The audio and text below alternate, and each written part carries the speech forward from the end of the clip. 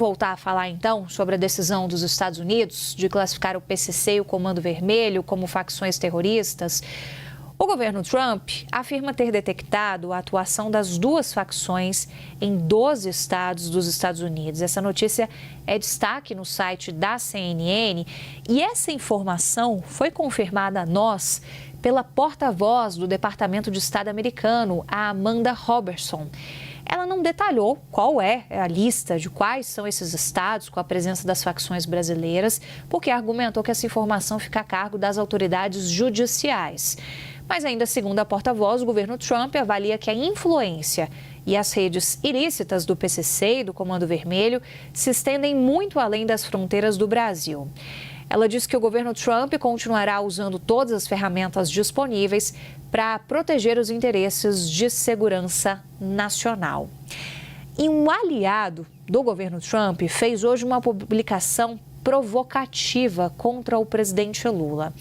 Esse comentário foi feito pelo Jason Miller na rede social X, o antigo Twitter. O post se referia a um tweet sobre uma declaração do presidente Lula. Nela, Lula dizia que o senador Flávio Bolsonaro é um traidor porque foi aos Estados Unidos pedir ajuda. E a publicação dizia que essa fala era um sinal de que o presidente brasileiro estaria acuado e indignado com a decisão do governo americano de classificar o Comando Vermelho e o PCC como terroristas. Em cima deste post, o Jason Miller escreveu, abre aspas, chore mais alto, fecha aspas, mencionando o perfil do presidente Lula.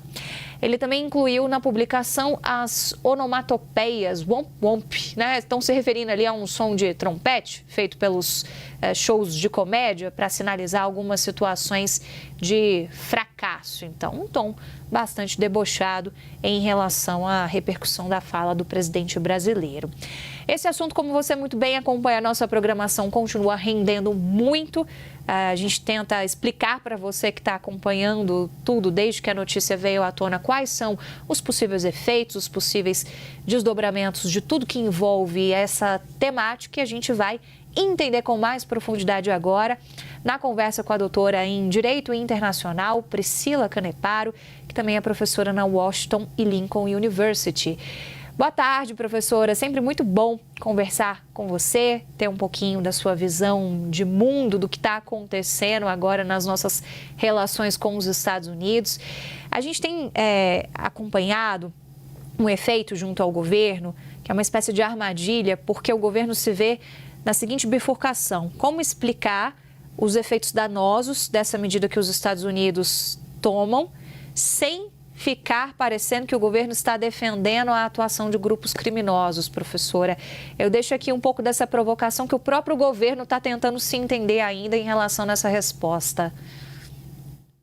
Bom, boa tarde, Isabel, boa tarde a todos que estão nos assistindo, e esse é o ponto que a gente precisa estar muito atento de como a população vai receber essa questão. E eu já coloco aqui o gancho para, inclusive, falar sobre o cenário eleitoral brasileiro.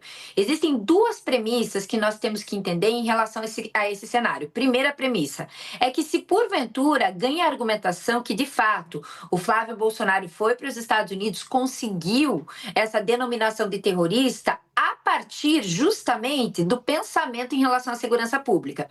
O que eu quero dizer com isso? Se o debate em torno das eleições vier, a ser rodeado em relação à segurança pública, de fato, a gente pode entender, ainda que, enfim, cheio de questionamentos, a gente pode entender que isso, de fato, foi um ganho para a ala opositora, porque a gente sabe que o debate da segurança pública, não apenas no Brasil, mas na América Latina como um todo, ele vem justamente retroalimentar esse cenário eleitoral. É só a gente ver, contextualizando o que está acontecendo na Colômbia hoje. Agora, se porventura esse debate repousar não apenas na questão de segurança pública, mas repousar justamente nos instrumentos de cooperação internacional, repousar na soberania nacional e, inclusive, num paralelo do que aconteceu em outros países, e aqui eu destaco o que aconteceu no México, Basicamente, a gente teve o México também recebendo algumas de suas facções criminosas, recebendo essa denominação de terroristas, e acabou que, por conta de um acidente de trânsito, o governo da Sheinbaum, da presidente do México, ficou sabendo que a CIA estava infiltrada integrado em sua sociedade. Se esse debate vencer, obviamente não se afastando da segurança pública, com certeza vai ser um ponto adicional nessa corrida eleitoral para a situação do governo, para o governo Lula. Mas é muito difícil saber o que a população vai comprar em torno desses argumentos. O que eu falo, Isabel, é que, de fato, nós temos que observar como vai ser manejada essa questão também pelos Estados Unidos. Porque a gente não tem muito claro quais vão ser as imposições, né, enfim, de consequências práticas por conta dessa designação ainda. Está muito prematuro, está muito incipiente. Agora, se de fato vier a afetar a economia, eu acredito que, ainda que o debate de segurança pública seja muito relevante, vai perder pontos, sim, a oposição por conta dessa denominação.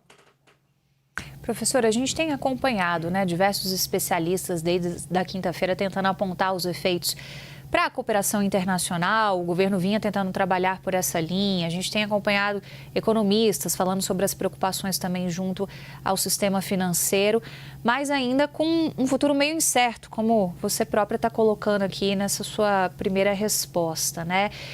Em termos de cooperação com investigações, qual é o efeito que a gente tem quando esse assunto, a partir dessa designação, escala a uma questão de segurança nacional?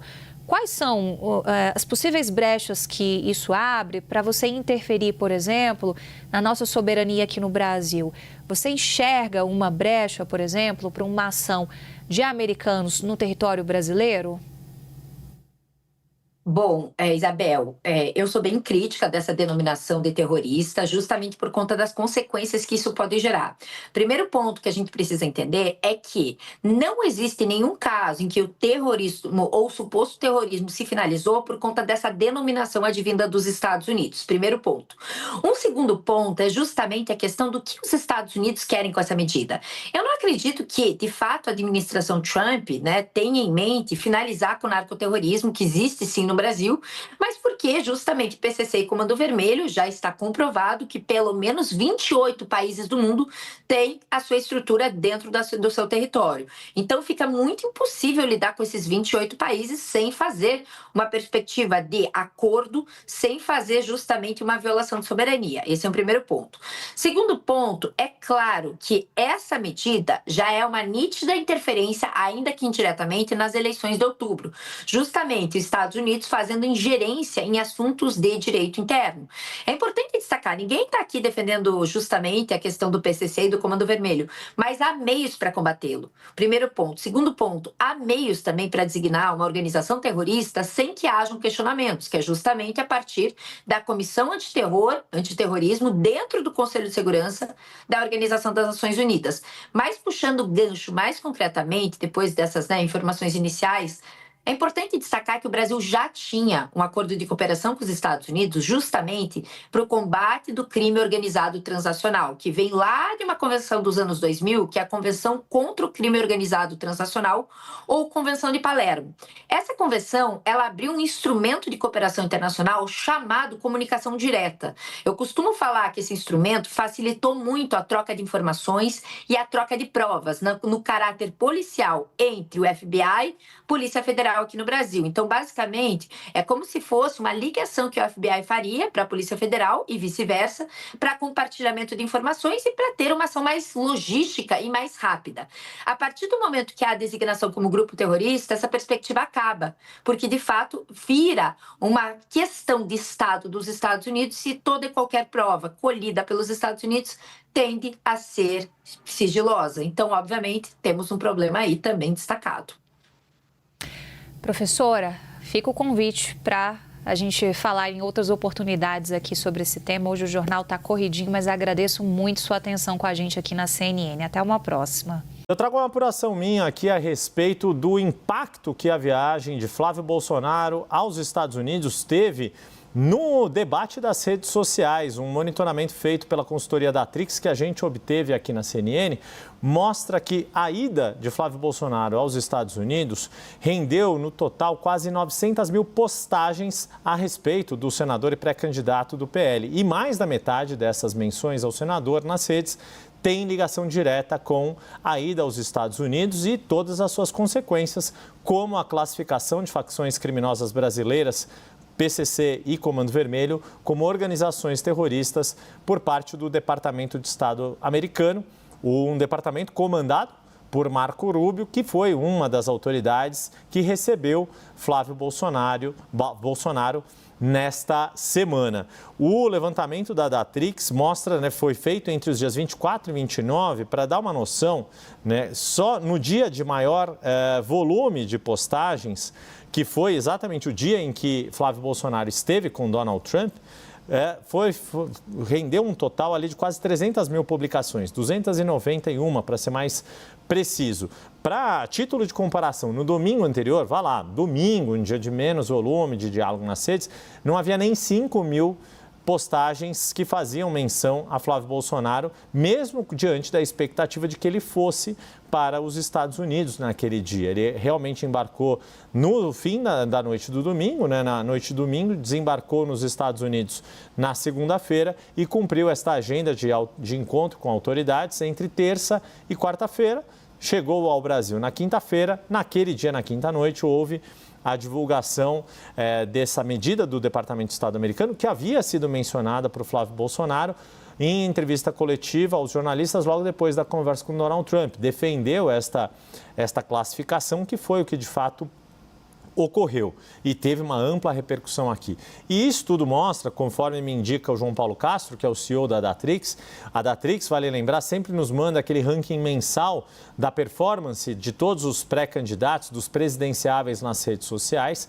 Destaca que isso foi fundamental para Flávio Bolsonaro conseguir, de fato, sair daquele período de más notícias atreladas à divulgação das mensagens dele para o ex-banqueiro Daniel Vorcaro, que é o alvo principal do caso Master, o Daniel Vorcaro, mas mensagens que, segundo Flávio Bolsonaro, foram relacionadas ao financiamento de uma cinebiografia sobre o ex-presidente Jair Bolsonaro. Então, todo esse movimento, esse grande volume de postagens certamente influencia e mostra o que aliados de Flávio Bolsonaro classificaram como um golaço diplomático, como uma vitória diplomática, ter ido aos Estados Unidos, ter sido recebido por Donald Trump, conseguir divulgar aquela foto no Salão Oval da Casa Branca, ao lado do presidente dos Estados Unidos, e posteriormente essa medida ter sido anunciada pelo Departamento de Estado americano, que é comandado por Marco Rubio, que estava fora dos Estados Unidos quando Flávio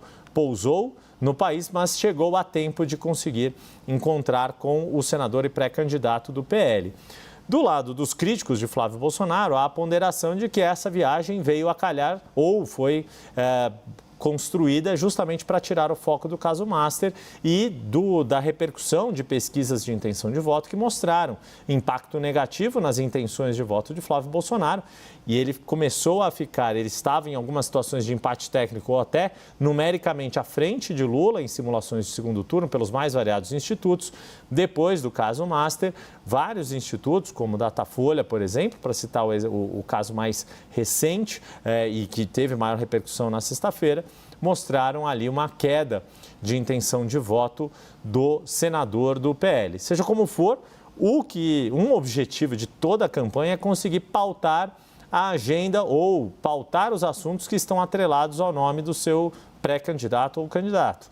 Nesse caso, é inegável que houve sucesso da parte da campanha de Flávio Bolsonaro, não só com a foto divulgada, que teve um amplo impacto, mas principalmente depois com o anúncio do Departamento de Estado americano, que vale lembrar, vai entrar em vigor de fato a partir do dia 5 de junho. Então, pode ser que lá tenha uma nova onda ali, a depender de quais ações práticas sejam tomadas pelas autoridades americanas contra as facções criminosas brasileiras. E, claro, a depender de qual vai ser a reação do governo brasileiro, da diplomacia brasileira e do eventual impacto, do eventual prejuízo ou problemas que isso possa causar nas mais diversas atividades econômicas aqui do país por esta classificação de PCC e CV como organizações terroristas. Quaisquer contaminações que haja de atividades lícitas aqui no Brasil por algum mecanismo, por exemplo, financeiro